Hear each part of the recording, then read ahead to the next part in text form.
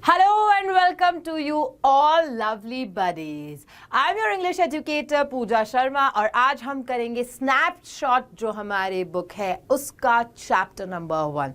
या so we have two books. हमारे पास में हॉर्नबिल है और हमारे पास में स्नैपशॉट है.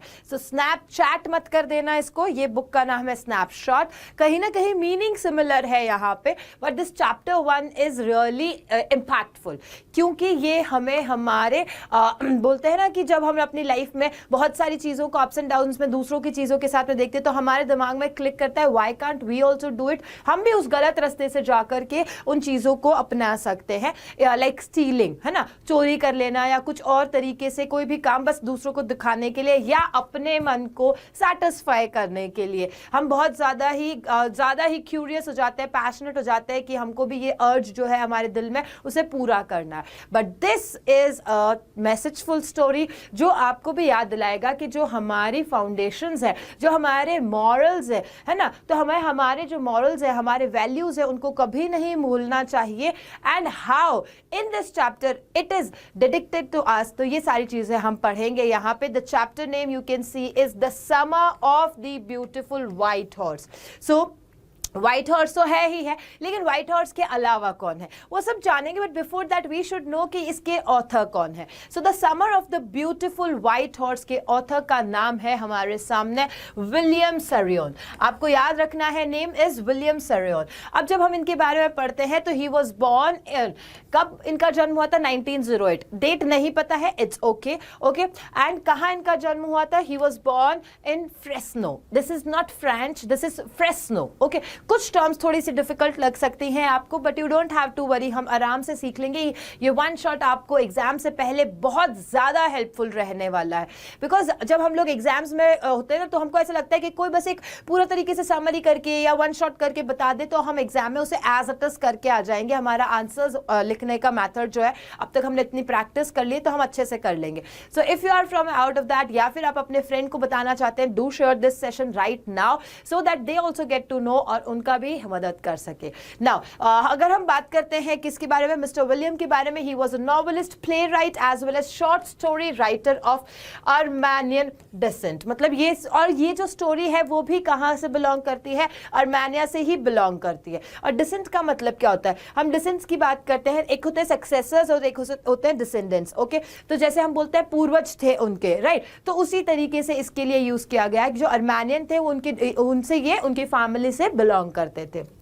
अब इनको 2 बार अवार्ड्स प्राप्त हुए हैं. That means he receive 2 awards and in 1940 he earn this Pulitzer prize for drama. That is a big one किसी भी लिटरेट के लिए जो लिटरेचर में अपना वर्क देते हैं, कंट्रीब्यूट करते हैं, उनके लिए ये सबसे बड़ा प्राइज होता है. And as well as in 1943 he won that award for the film the human comes and it was the Academy Award for best story as well. तो ये सारा जाना हमने ऑथर के बारे में. Now must be question coming in mind कि ma'am हमें इतना जानना जरूरी था क्या? यस, जब आप इस स्टोरी को पढ़ोगे you will get to know some connections about Armenia. You will get to know that अगर इन्होंने इतना अपनी लाइफ में अचीव किया है तो he is somewhere important in your exams as well. तो थोड़ा बहुत जब भी आपके अगर एक्सट्रैक्ट क्वेश्चन आएगा, so what you have to do, you have to write some points. अगर आपको ये सारा याद रह जाता है तो it's okay, like it's okay, not it's like best. But अगर कुछ पॉइंट्स याद रहते हैं तो जरूर से लिखिए, आपका आंसर ही प्रेजेंटेबल है वहां पे. लाइक आई ऑलवेज से व्हेन यू गो समवेयर तो आप अपने आप को रेडी करके फुली ग्रूम्ड अप होके जाते हो ना. तो ग्रूम क्यों करते हो आप? ऐसे ही क्यों नहीं चला जाते हो? बिकॉज वी नो कि जब हम प्रेजेंट करते हैं अपने आप को तो हमारा फर्स्ट अप्रोच क्या होता है? How we look. सिमिलरली आपका आंसर कैसा दिखता है? वो भीड़ की तरह, ऐसे की तरह आपने कोई पैराग्राफ चेंज नहीं किया है, कोई आपने इन्वर्टेड कॉमास या कोटेशंस का यूज नहीं किया है, कहीं पे आपने हाईलाइट नहीं किया, अंडरलाइन नहीं किया है. तो वो जब चीजें ही आपका आंसर या फिर आपने ये सब कुछ लिखा है पैराग्राफ में बट स्टिल आपने उसको एक तरीके से प्रेजेंट नहीं किया तो मतलब का नहीं रहता है ना. तो दैट्स वाई देखो मैंने भी कैसे आपको पॉइंट्स में लर्न करवाया, देन मैंने आपको किस तरीके से हाईलाइट की ये पॉइंट्स आपको लिखना ही लिखना. चलो बहुत बहुत सारी बातें हो चुकी है, अभी हम नेक्स्ट बढ़ते हैं, हमारे कैरेक्टर्स को जानते हैं. So when we talk about the characters, 3 main characters are there and the first and the best one is what I can say is white horse. आप इस व्हाइट हॉर्स को देखो, आपका भी मन ऐसा कहता है ना that we also should ride a horse, और मेरे पास में भी एक हॉर्स होता तो मैं इस तरीके से. और व्हाइट हॉर्स की कहानियां तो कुछ ना कुछ बॉलीवुड से मिलती है कि अगर हम गर्ल्स की बात करते हैं तो girls generally they have their imagination कि मेरा राजा आएगा किस पे, घोड़े पे, व्हाइट घोड़े पे सवार होकर के मेरा प्रिंस आएगा, मुझे ले जाएगा, like that. So it's all Bollywood, but it is not this here Bollywood. यहाँ पे कोई बॉलीवुड सीन नहीं चल रहा है, बट यस व्हाइट हॉर्स तो हर किसी को मेस्मराइज कर देता है. उसी तरीके से यहाँ पे 2 स्टूडेंट्स हैं, 2 बच्चे हैं, आराम नाम है and the next one is Mourad. अब इन दोनों के पूरे इर्द गिर्द चलती है. देयर आर 2 मोर कैरेक्टर्स, एक तो आराम की मदर भी हैं और एक अंकल भी आएंगे, साथ ही साथ में इस हॉर्स के ओनर भी हैं, बट वो ग्रेजुअली आपको पता चल जाएगा कि कौन कौन है. Main characters are this. Okay, let's get started. अब स्टार्ट करते हैं बहुत इंटरेस्टिंग स्टोरी को. When I talk about this story, तो ये स्टोरी जो है स्टार्ट होती है 2 स्टूडेंट्स है, 2 चिल्ड्रन का हो, स्टूडेंट्स का, and they are from Armenian. Okay, they are Armenian boys और उनका नाम क्या है, अरम एंड मुराद. ठीक है, अब नाउ जब हम बात करते हैं इन दोनों की, तो they are around 11 to 13 years old, है ना. कितने साल के अराउंड है, तो 11 to 13 इयर्स ओल्ड है ये. एंड दे बिलोंग फ्रॉम, कहां से बिलोंग करते, दे बिलोंग फ्रॉम ग्रेगोलेनियन फैमिली. अब इस फैमिली के बारे में एक्चुअली मैं बताती हूँ. जैसे देखिए हमारी फैमिली में भी क्या होता है, कुछ रूट्स होते हैं दैट हमें इस बात के लिए जाना जाता है कि ये इस फैमिली से, ओ वाओ इनका बैकग्राउंड इतना अच्छा है, इनके यहाँ एजुकेशन है, civilised they are, disciplined they are. तो इस तरीके से क्या होता है कि एक फैमिली का एक ऑरा होता है कि इस फैमिली के पर्सन में ये वाला बात तो होगा. तो सिमिलरली जब हम बात करते हैं ग्रेगोलेनियन फैमिली के बारे में, तो इनके अंदर भी एक चीज थी, और वो बात क्या थी, उनकी वैल्यूज ये थी कि ये कभी भी, चाहे कितने भी गरीब होंगे, ये कभी स्टील नहीं करेंगे, कभी भी चोरी नहीं करेंगे. तो ये इनकी फैमिली का था. दूसरा, what they have to do, तो हमने इनसे क्या सीखा, that though they were poor they never sacrifice their honesty. मतलब ईमानदारी भी नहीं छोड़ेंगे, बेईमानी नहीं करेंगे, स्टील नहीं करेंगे, और साथ ही साथ में अगर कहीं पे इनको दब के रहना है, लाइक ऐसा बोला जाता है ना, तो भी they will present their honesty there. वहां पे ऑनेस्टी और अपराइटनेस के साथ में ही होंगे ऑलवेज. तो ये जो ट्राइब है, ये ट्राइब इसीलिए जानी जाती थी. नाउ कहाँ कौन, अरम और मुराद की भी बात करें तो ये भी इसी ट्राइब से बिलोंग करते थे. नाउ व्हाट हैपेंड, एक दिन क्या होता है, सुबह सुबह 4 बजे मुराद जो है वो एक व्हाइट हॉर्स लेके आता है. Okay, so early in the morning at 4 o'clock Mourad came to, किसके हाउस आएगा, came to house of Aram. Aram के घर के आके ही नॉक्ड, एक टैप टैप टैप टैप करता है, नॉक करता है वहां पे. Aram he was somewhere sleepy, वो स्लीपी होता है, and he looked out of the window and he saw that who is there and what's there. Oh, there was a white horse. So he was astonished and surprised and shocked, whatever word you can use. तो वो इतना ज़्यादा shocked हो जाता है कि उसके मुंह से आवाज भी नहीं निकलती है कि मुराद और व्हाइट हॉर्स है उसके पास में, और मुराद उसके ऊपर बैठा हुआ है. जब ऐसा सारा सीन होता है तो मुराद उसे बोलता है, हाँ yes yes you will find it out here, यहाँ पे देखो ये होगा, yes it's a horse. Mourad क्या कहता है, हाँ you are like you whatever you are looking, ये सही है, एकदम सच है, this true that it is a horse. Okay, so story opens with Mourad coming to Aram's house at 4. कितने बजे, 4 बजे आएगा इन द मॉर्निंग. एक दिन, okay, he tapped on the window, he knocked or tapped on the window to Aram's room, and when Aram looked out of the window he was aback. अब आया aback and startled. ये 2 words बहुत अच्छे words है. You should also learn these words and use it in your daily life. जैसे shocked बोलते हैं, startled भी इसी तरीके का word है, जब आप एकदम से चकित रह जाते हैं किसी चीज को देख करके. So he was startled to see, क्या देख के, that Murad was riding a beautiful white horse. You can see in the picture as well. This is a beautiful white horse, and who is riding, कौन mounted है इसके ऊपर, इस पे mounted है Murad. That time he was so dazed. अब dazed means what, because he was somewhere sleepy, तो वो डेजी फीलिंग ही थी उसके, वो ना मतलब प्रॉपरली ना तो जगा था, ना कॉन्शियस था, ना अनकॉन्शियस था. सो मुराद उसको कहना पड़ा, yeah it's a horse and you are not dreaming, it's not a dream. Okay, तो तुम जग चुके हो, कोई सपना नहीं है, this is a horse and I am riding a horse. Now this was all unbelievable, क्योंकि जो अरम है उसे पता था that they were too poor to be able to afford a buy a horse. अरम को बहुत अच्छे से पता था कि ये तो अनबिलीवेबल चीज़ है बिकॉज हमारे पास में इतना पैसा नहीं है and they belong from a poor family, so वो कभी भी हॉर्स नहीं खरीद सकते थे. The only way Mourad could, अब मुराद कैसे हॉर्स ला सकता था, that was the only way and that was by stealing. क्या था तरीका कि वो स्टील कर सकता था, that's the only way they can have a horse. They were too honest to lie and yet too crazy to ride a horse. अब वो दोनों मतलब ऑनेस्टी के साथ में मतलब क्या कह रहे हैं, ईमानदारी से झूठ बोल रहे हैं कि हाँ ये हमने स्टील किया है, मतलब एक दूसरे की बात हो रही है यहाँ पे. और साथ ही साथ में उनके दिमाग में क्या चल रहा है, मतलब स्टील कर लिया है लेकिन व्हाट इज देयर, लाइक इनका ड्रीम कम ट्रू वाला पार्ट हो गया that they have a white horse and they can ride it. तो वो क्रेजीनेस है उनके अंदर, वो दिमाग में पागलपन है that yes I own this and I can have this, और मैं ऐसे राइड करूंगा, ऐसे तरीके से घूमूंगा, सब जनों के सामने लेके जाऊंगा. But was the problem because it was stolen, है ना, ये जो व्हाइट हॉर्स है वो स्टोलन है.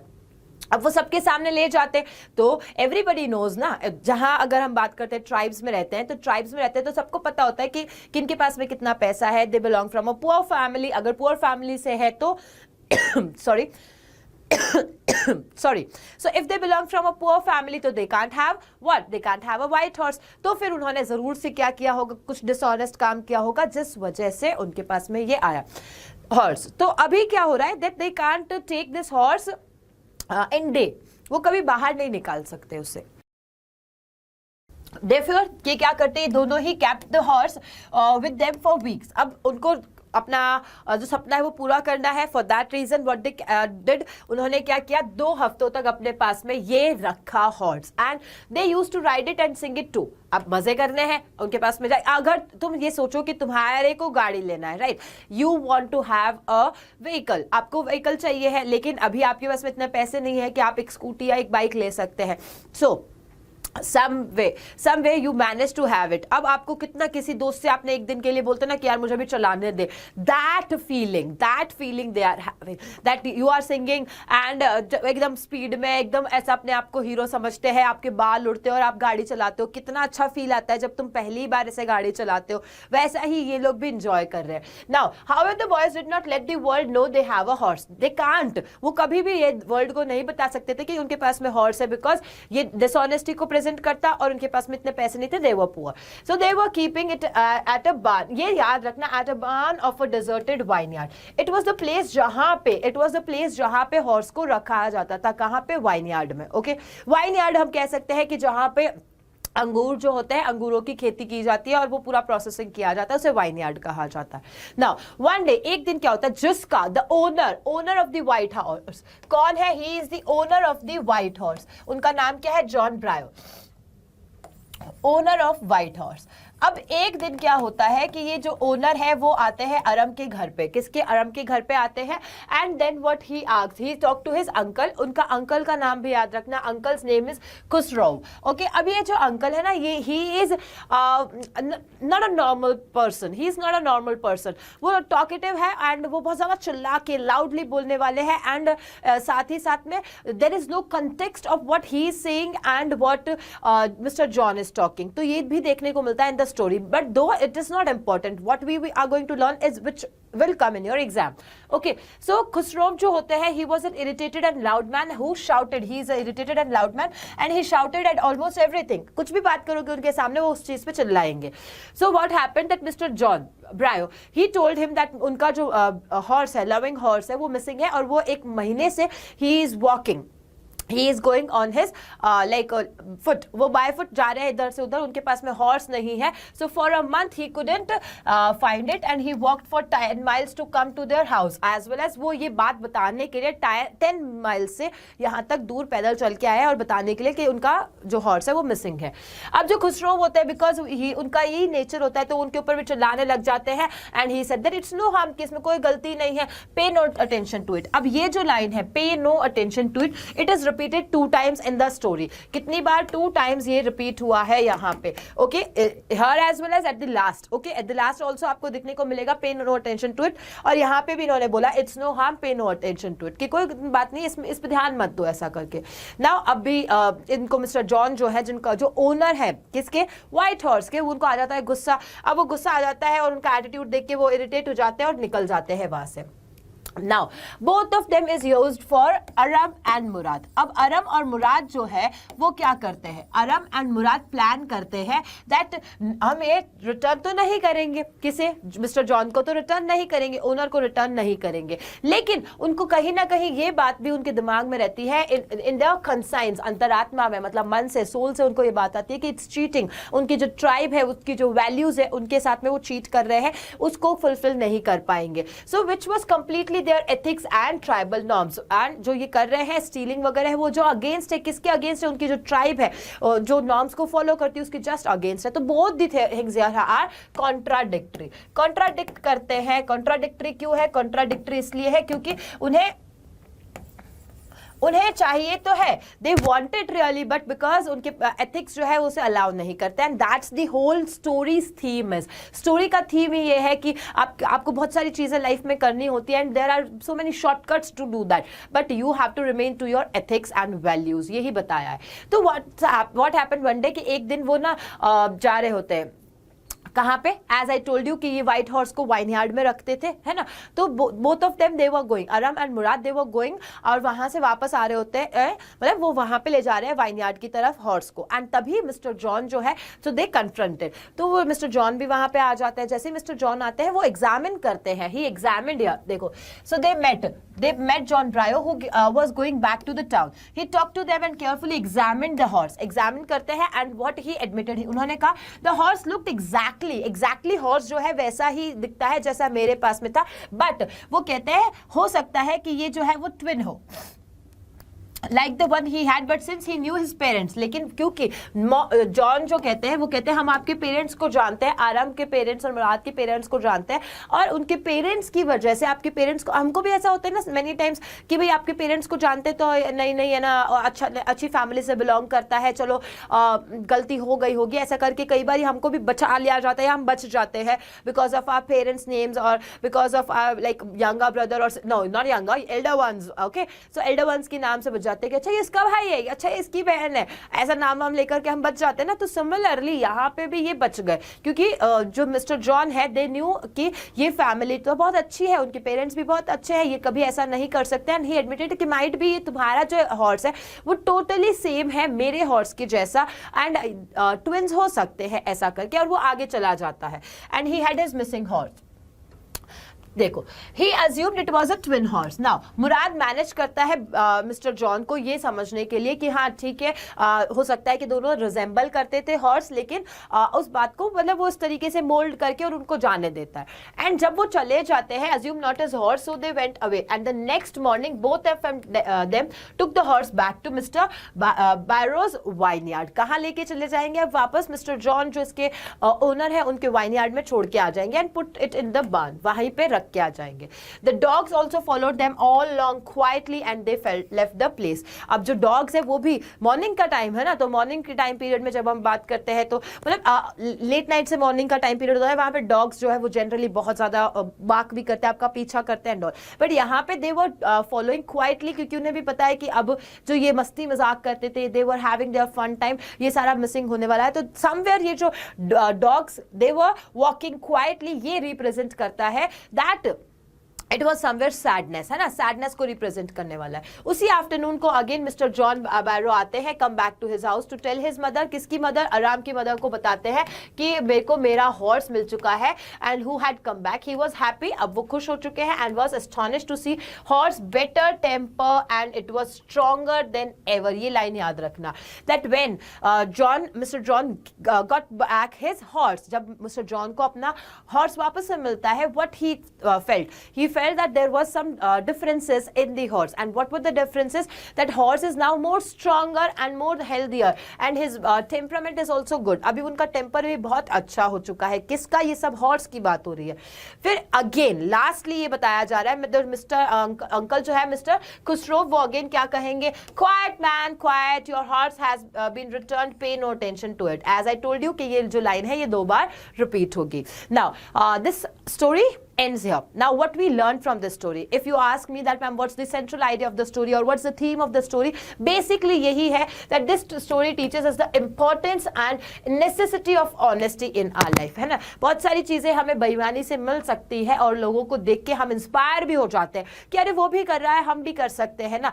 No you have to be stick to your values. आप अपने एथिक्स और वैल्यूज को अगर रखते हुए चलोगे तो आप अपने लिए सेटिस्फाइड रहोगे. एंड होता है ना कि जब बुरा वक्त आता है तब हम हमेशा बोलते हैं कि यार ये मैंने ही गलत किया था इसलिए ऐसा हो गया, या फिर अच्छा हुआ कि मैंने गलत नहीं किया, देखो भगवान ने मुझे बचा लिया. So it is somewhere you can like say to yourself. But I always say कि अगर आप अपने एथिक्स को, वैल्यूज को, ऑलवेज प्रिंसिपल्स जो है उनको फॉलो करते हो तो आप अपने लिए कंटेंट होते हो, आप अपने को जवाब देने लायक होते हो. And that's the honesty. कब honesty? In the phase of greed and passion. जब आपके सामने आपका ग्रीड, लालच और पैशन आ जाता है ना, तब लोग जो है वो बेईमानी, that means dishonesty को जरूर से अपना लेते हैं. लेकिन no, don't do that. That's the lesson here we learned from. Okay, now we are going forward with our MCQ parts and question answers. You have to answer it now. Till now if you haven't shared this session तो जरूर से share करिए अपना session किसके साथ, अपने दोस्तों के साथ में, and let them also know that what we learned from this chapter.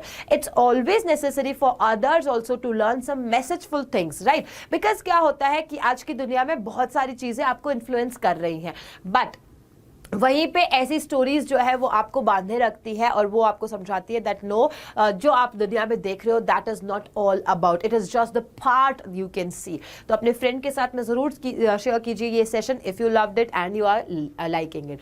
So we are moving forward 3, 2, 1 and we are going to do questions. Okay, first you have to answer it. Definitely आपको answer करना है in the comment section. Question क्या है? What were the hallmarks of the Gregorian tribe? क्या hallmarks थे? Hallmarks means उनके standards क्या थे, व्हाट दे फॉलोड, वो चीज है. अब हॉलमार्क्स को लेकर के आपको ये कंफ्यूजन नहीं लाना है, मतलब वो क्या फॉलो करते थे, उनके क्या स्टैंडर्ड्स थे, उन्होंने अपनी लाइफ में क्या एथिक्स और वैल्यूज ले रखी थी, उन चीजों के बारे में बात किया है. Trust, honesty, A and B and none of the above. So both the answers are here correct. You know that very well. The trust and honesty. Basically they believed and they worked on honesty और trust. इन दोनों के ही पैमानों को उन्होंने always continue किया. Now Murad had been hiding the horse. कहाँ? मैंने बताया था कहाँ. In a stubble जिसे कहते हैं. In a barn of a vineyard. Yeah, that's the correct answer. B is the correct answer. At a secret place of his house. No. And D, none of the above. No. Okay, you know very well. तो यहाँ पे देखो मैंने आपको one shot में ऐसे answers, ऐसे point two point सब समझाया है that you can do all the questions, any question if can be put, तो आप वहाँ पे आंसर दे सकते हैं. You are able to answer because one shot है यहाँ पे. After the horse was stolen and returned, it became. जब stolen यानी कि क्या हो गया था, जब वो चुरा लिया गया था अरम और मुराद की तरफ से, एंड उसके बाद में जब रिटर्न किया गया तब उसके अंदर क्या चेंजेस थे? I told you, remember that. Stronger and better tempered. अब यहाँ पे A and C देखोगे तो रफर आ जाएगा. He was not rough, okay? Better tempered था और stronger था, rough नहीं था. यहाँ पे ये थोड़ा सा confusion वाला question है, so don't get panic and answer your questions very quickly. आपको दिखता क्या है कि अच्छा both are A and C and we go with that. No, sometimes they can also like make you confused and like that. Now Murad ने क्या कहा था? Murad said that I have a way with a horse. Do you agree? Give an example to prove your point. अब यहाँ पे मुराद ने कहा था कि I have a way with horse. अब उसको आपको prove करना है. So there are some value based questions which can be asked. There are some questions वहाँ पे आपका perspective and आपके views पूछे जाते हैं with examples. तो यहाँ पे आपको prove करना है that why you are in support of this statement और ये support करने का वजह क्या है. So yes, we agree that Murad had a way with the horse. When Mr. John got the horse back, he found the horse better tempered because Murad was good at dealing with a wild white horse.